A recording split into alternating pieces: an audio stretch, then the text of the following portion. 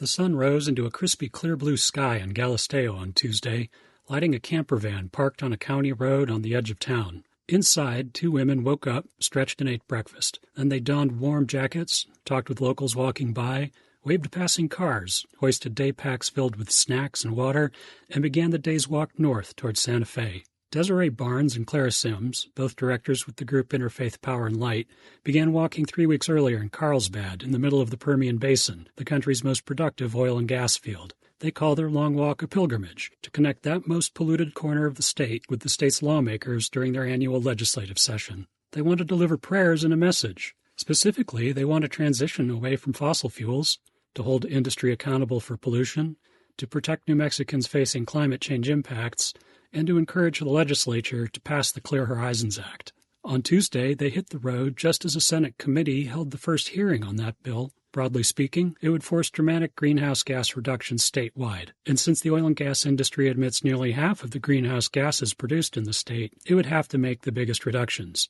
Unsurprisingly, the bill is not popular with that industry. The impacts of oil and gas production in the Permian Basin were front and center for Desiree and Clara. Hi, my name is Clara Sims. One of the things that touched me most on the pilgrimage was early on having a meal with community members in Artesia, and they conveyed that they feel like their legislators will not hear them or represent them when it comes to oil and gas. They need other legislators to represent them and listen to them, and they need other people in New Mexico to bear witness to what is happening in that region. My name is Desiree Bernard. Walking through those regions and smelling the very, very intense stench in the air and seeing all the warning signs and the poison signs, and just really feeling for the folks who are breathing that air and breathing it ourselves was difficult.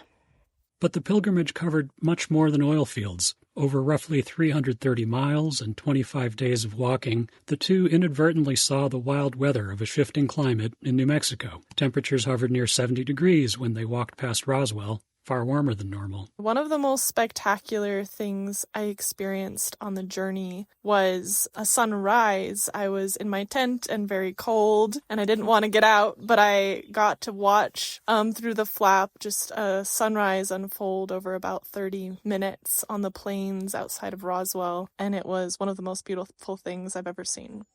A few days later, overnight temperatures dipped to 6 degrees, far colder than normal. On Tuesday, the debate over the Clear Horizons Act ran nearly 5 hours, long for any legislative hearing. The last person to speak was Angel Charlie, a Democratic senator who lives at Acoma Pueblo.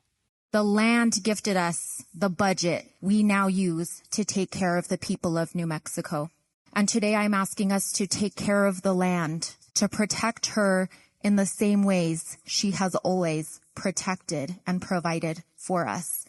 Around the time that Desiree and Clara stopped walking on Tuesday, the bill passed that first hearing. Now it awaits its second hearing in the Senate Tax, Business, and Transportation Committee with 2 short weeks left in the session.